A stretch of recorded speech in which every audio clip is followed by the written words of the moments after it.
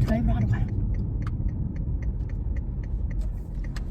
지금 팬데믹 때문에, 코로나 때문에 다들 어떻게 하고 계시는지 모르겠어요. 저희는 지금 우선 아이가 처음 가는 학교에, 여기서 학교라고 하면 캐나다 같은 경우는 공교육, 초등학교 공교육의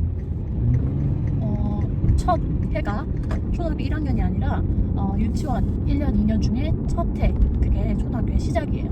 처음 공교육을 원래 올해 9월부터 학교를 다니면서 시작을 했었어야 됐는데 옵션을 줬어요.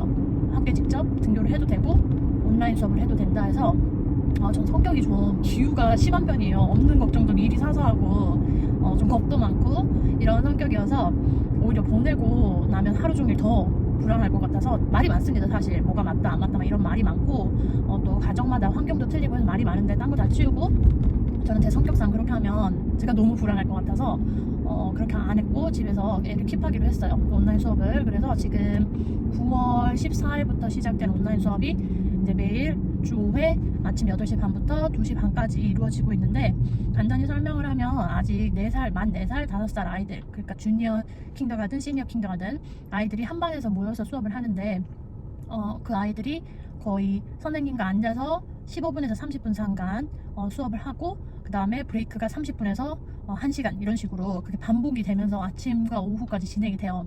그래서 이제 라이브를 안 하고 있을 때는 엄마랑 아빠랑 할 수 있는 이런 액티비티 숙제 같은 거를 주고 이제 하고 돌아가는 그런 시스템인 거죠. 그러니까 아이들이 나이가 어려가지고 첫 주는 일주일 내내 그 구글 클래스룸이랑 그리고 시사라는 그런 프로그램을 통해서 아이들 액티비티도 포스팅도 하고 이제 커뮤니케이션도 그렇게 하고, 수업은 구글 클래스로 이제 한 스크린에 한 30명, 저희 아이 반은 애가 30명이고 선생님이 2명인데 그 정도 되는 인원수가 한 자리에 앉아서 이렇게 조그만 네모 안에 애들이 다다다다닥 있는 거죠. 그러다 보니까 이 나이가 어리니까 아이들이 아직 집중력도 짧고, 그리고 컴퓨터를 조작할 수 있는 기능도 굉장히 낮잖아요. 제가 첫 2주, 지금도 뭐 거의 그렇지만 첫 2주, 3주, 첫 2주는 거의 옆에 계속 8시 반부터 2시 반까지 계속 옆에 붙어 앉아 있었거든요. 거의 제가 학교 다니는 느낌? 되게 오랜만에 주말이 되게 기다려지는 그런 스케줄 있잖아요.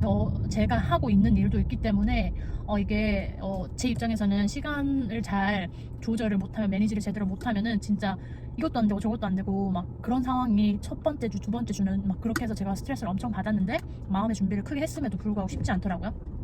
이제 그래서 아이들이 뭐 이제 루틴이 생기니까 덜 처음보다는 첫 주, 두 번째 주보다는 점점 나아지고 있는데 확실히 아직은 많이 힘든 상황이에요. 그런데 이제 주변에 얘기를 들어보면 보내는 집이 80%라고 하더라고요.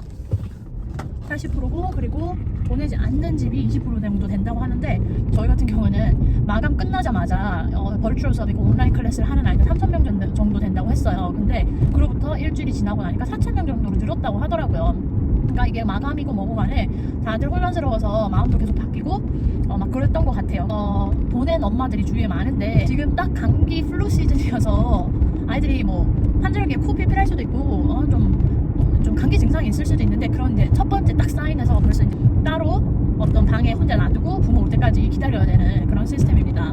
전염병이라는 거를 감안을 하고 있기 때문에 이제 그 증상이 없어지고 이틀 정확하게 아무 증상도 없어야지 이제 다시 학교로 돌아갈 수 있는 그런 시스템인데, 집집마다 진짜 난리더라고. 집집마다. 그래서 어떤 사람은 저한테 너 온라인 클래스 하길 잘했다고 하는 사람도 있고, 그래도 그럼에도 불구하고 아이들 학교 보내고 나서 특히나 엄마 아빠가 일을 하시거나 할 경우에는 그게 일을 할 수 있는 그런 시간이 생기고 좀 정상적인 일상이 진행이 되잖아요. 아이들이 학교에 가 있는 게 사실 정상이니까.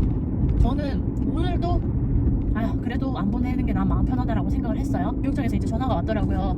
여기 같은 경우는 11월 달부터 만약에 온라인 하고 있는데 학교에 다시 오고 싶거나, 또 반대로 학교에 다니고 있는데 온라인을 하고 싶거나 이렇게 마음을 바꾸고 싶은 집은 이제 10월 19일까지 통보를 해야 합니다. 그래서 오늘 연락이 왔는데, 학교 끝나고 이제 얘도 매일 집에 있으니까 저희 같은 경우는 놀이터를 가끔 데리고 가는데, 아까 말씀드렸다시피 저는 겁이 많아서 놀이터도 아빠가 자주 데리고 가요. 그리고 학교 끝날 때까지는 하루 종일 제가 애를 보니까 이제 아빠가 그 끝날 시간쯤 되면 일 끝내고 아이를 데리고 나감으로써 제가 일할 수 있는 좀 시간을 주는 거죠.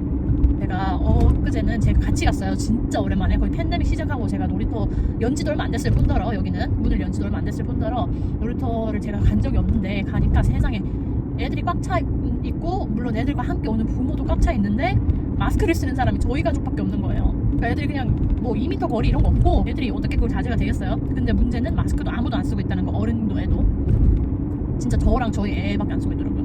그래서 제가 너무 깜짝 놀라고 충격적이었는데 지금 이 와중에도 학교에서 선생님도 아이들도 계속 확진자가 나오고 있는데 이게 어떻게 가능한 일인가 싶기도 하다시피 처음부터 팬데믹 처음 시작할 때부터 애한테 마스크 쓰는 거에 대해서 굉장히 여러 번 말을 했기 때문에 그리고 연습도 많이 했기 때문에 저희 아이는 마스크는 잘 끼고 있더라고요. 한국에 사는 한국 아이들은 진짜 마스크 잘 끼더라고요. 나이를 불문하고. 오늘은 또 저희도 아이가 외동이에요. 제 아이가 하나인데 여기 동네 친구를 만나게 된 거예요. 그 아이도 외동이고 이제 팬데믹이 시작이 되면서 그 집도 온라인 저희 집도 온라인 같은 클래스는 아닌데 그렇게 수업을 하기로 결정을 해서 다른 친구들과 놀 수 있는 기회가 많이 없는 거죠.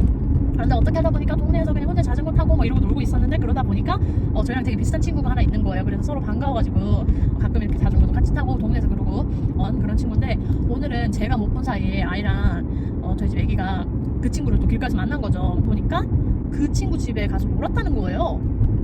그래서 그 친구 집안에 들어간 적이 한 번도 없는, 특히 캐나다 같은 경우는 아시죠? 왜 남한테 패키치는 거에 대해서 굉장히 민감하잖아요.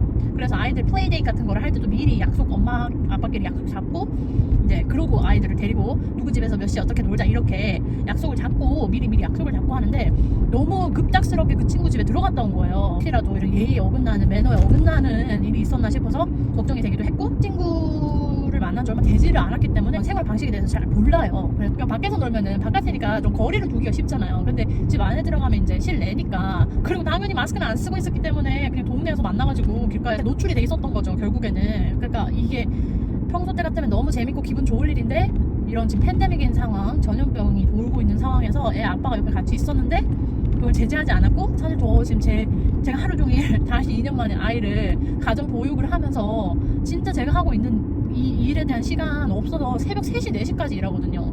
제가 좋아하는 일이니까 그거 하는 거조차 아깝지 않지만 사실 체력이 바닥난다고요. 지금도. 그래서 오늘도 그렇고 엊그제도 그렇고 너무 피곤해서 지금 제정신이 아닐 정도인데 그게 다 뭔가 한순간에 허물어지는 것 같으면 이렇게 계속 노출시킬 것 같으면 왜 내가 굳이 얘를 집에서 머리 싸매면서 붙잡고 가정 보육을 하고 온라인으로 수업을 듣고 있나 너무 화가 나는 거예요. 그 와중에도 이 아빠는 변명하게 여지가 없고 왜 거기까지 생각이 안 가는지 본인이 아침부터 낮 시간 딱 일하는 그 출근 시간에는 제가 애를 보니까 본인은 그냥 손해볼 게 없단 말이죠. 그래서 저만큼 그걸 못 느끼는 건지 물론 성격도 저보다 더 대범하긴 해요. 이게 전염병이란 게 그렇잖아요. 계속 조심하다가 딱 한 번 잘못해도 옮을 수 있는 게 전염병이잖아요. 그러니까 지금도 저희가 애기 데리고 아까 말씀드린 건 플레이데이트 할 때도 있어요.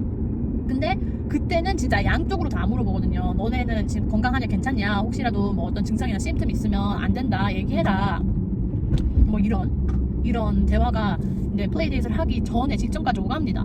이게 뉴 노멀이에요. 옛날 같으면 이게 뭔가 신뢰가 돼서 묻지도 못하는 것들을 서로 이제는 서로의 안전을 위해서 물을 수밖에 없는 상황인 거예요. 생각이 안 간 남편이 너무 원망스러운 거예요. 근데 하필이면 저도 최근에 몸이 이렇게 계속 루틴에서 어긋나게 지금 제가 생활을 하고 있다 보니까 몸도 컨디션도 별론데 오늘 뭐 때문에 그러는지 목도 칼칼, 그 후에 느낌적인 느낌인 건지 목도 칼칼해서 제가 지금 목 캔디를 먹고 있단 말이에요. 9일 전까지 대답을 해야 되는데 이럴 바에 그냥 학교 보내지. 이거는 뭐 하는 건지 모르겠다. 내가 이렇게 노력을 하는데 막 이런 생각이 드는 거죠. 나 이렇게 노력을 하고 내가 이렇게 4시간 다 놓고 애 가정보육하고 있는데 이거 하나 왜 컨트롤이 안 되는지. 그래서 여러분 제가 지금 생각이 좀 많습니다. 팬데믹 진짜 꼴불견이에요. 정말 빨리 없어졌으면 좋겠어요. 엊그제는 저희 단골 음식점에 그 팬데믹 이후에 거의 6개월 만에 처음 간 거예요. 음식점 주인께 물어보니까 제발 다시 문 안 닫았으면 좋겠다고 이렇게 말씀하시더라고요. 로컬 비즈니스 하시는 분들 뭐 대기업 이런 것도 아니고 자기 사업 조그맣게 이렇게 레스토랑 하고 뭐 이제 조그만 사업 하시는 분들 요즘 엄청 많이 넘어가잖아요.